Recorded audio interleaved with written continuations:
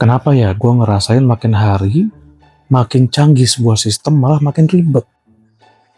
Bayangin, kita sekarang ke mall, kalau mau makan, itu udah nggak ada lagi tuh transaksi cash. Udah nggak mau lagi mereka menerima cash. Semuanya cashless. Nah, baru-baru ini ada video viral, kejadian, di kedai roti O di halte Monas. Ceritanya ada nenek-nenek, mau beli roti, dia nggak punya kris, dia bayar cash. Kasirnya ngasih tahu bahwa OTO sudah menerapkan kebijakan baru, yaitu nggak bisa bayar lagi pakai cash, bayarnya hanya pakai kris. di customer selanjutnya itu ada anak muda yang marah-marah ke kasirnya. Dia berargumen lah bahwa Ini kan tinggal di Indonesia, pembayaran saya dengan mata uang rupiah. Kenapa penolak? Nggak boleh harus kayak gitu. kejadian ini bukan masalah rotinya ya, tapi masalah pembayarannya, masalah digitalisasi yang terlalu digital, jadi nggak inklusif. Sampai lupa sama realita di lapangan kayak gimana. Lagi zaman sekarang tuh ya, gue sendiri ngerasain sih, gue mending ketinggalan dompet daripada ketinggalan HP. Kalau ketinggalan HP tuh kayaknya kayak serem banget, lebih serem daripada ngelihat tagihan e-statement letter dari kartu kredit setiap bulannya.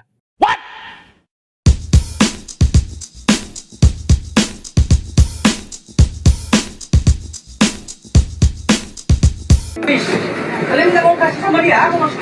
Hah? Iya, itu makanya aku bilang uang cash itu harus kalian terima, masa harus tulis. Nenek-nenek itu kan nggak ada tulisnya, gimana? Udah telepon itu bos kalian dulu, cepat. Mana aja kalian. Hah? Ini masa uang bayar cash mereka tidak mau, apa maksudnya? Nenek-nenek itu beli apa? Dia nggak ada tulis. Mesti tulis, nenek itu kan ibu saya. Mesti uang apa? Tulis, nggak bisa pakai. Itu gimana? Iya, itu yang saya bilang. Ini uang Indonesia bukan? Abang juga jangan bela-belain saya loh. Gue bakal bahas dari sisi perusahaan, atau dari sisi kasirnya juga, terus dari sisi hukum, sama dari sisi customer-nya kayak gimana. Yang pertama kita bahas dari sisi perusahaan. Dari sisi perusahaan, menurut saya ini adalah contoh lazy management. Sorry ya Rotio ya, bukan bermaksud apa-apa, cuman harusnya nggak begitu. Harusnya ada SOP kalau misalnya mau bayar tuh kayak gimana. Saya paham perusahaan itu juga harus menjaga bisnisnya, karena kalau misalnya bayar cash pasti banyak operasional di lapangan yang makin ribet. Misalnya nih ya, duit cash harus store ke bank. Ya, ini kita ngomong perusahaan-perusahaan yang punya banyak toko atau banyak cabang ya. Kan pasti nggak mungkin dia nyimpen cash. Dia harus store ke bank. Itu yang pertama. Terus yang kedua, harus punya skill set atau ada resiko uangnya palsu. Kalau misalnya perusahaan harus nyiapin alat screening uang di setiap cabang, ya bisa sih, cuman pengadaannya kan costly banget. Terus yang ketiga, ini harus ngitung uangnya.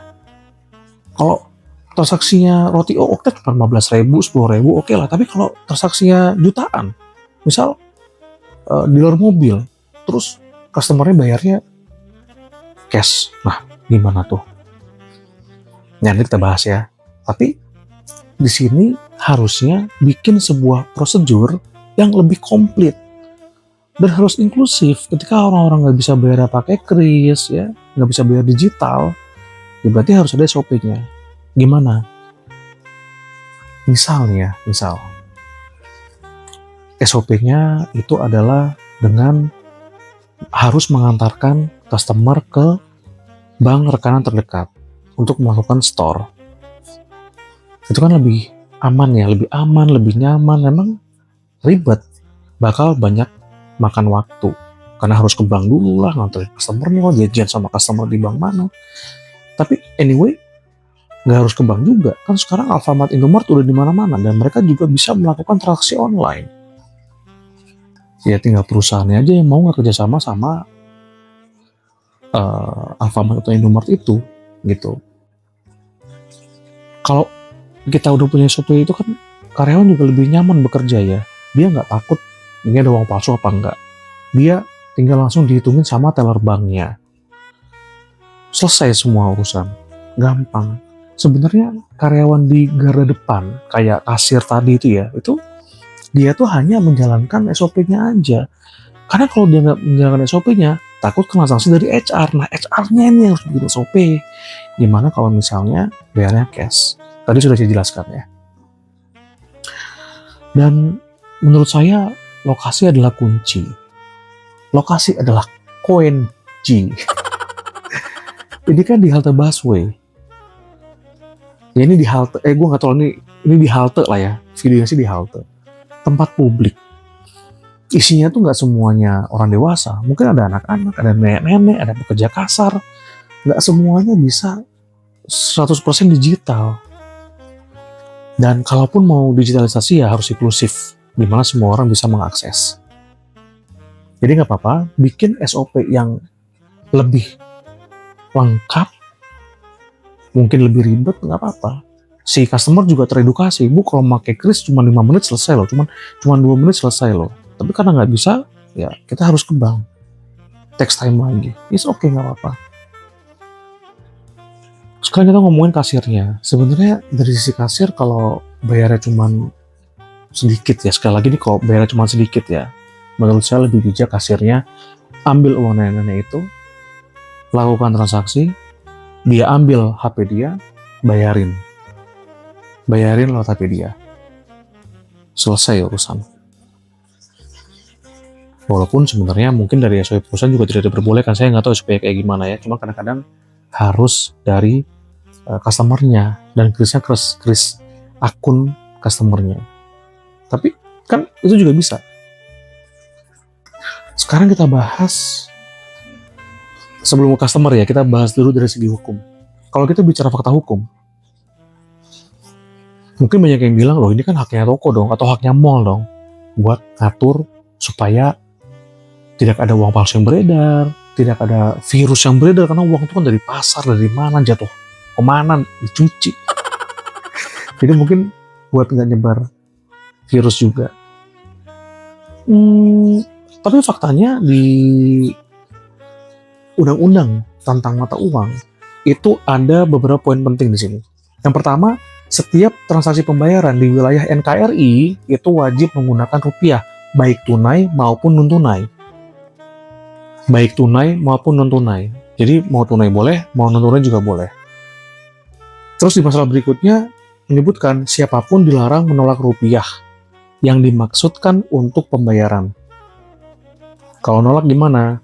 Nih, kalau nolak itu pidananya kurungan paling lama setahun dan denda 200 juta rupiah.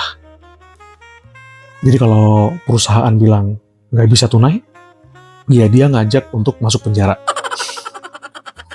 Lagian ya, denda 200 juta itu bisa buat beli roti berapa biji ya? Kayaknya bisa buat traktir satu kecamatan selama setahun penuh deh.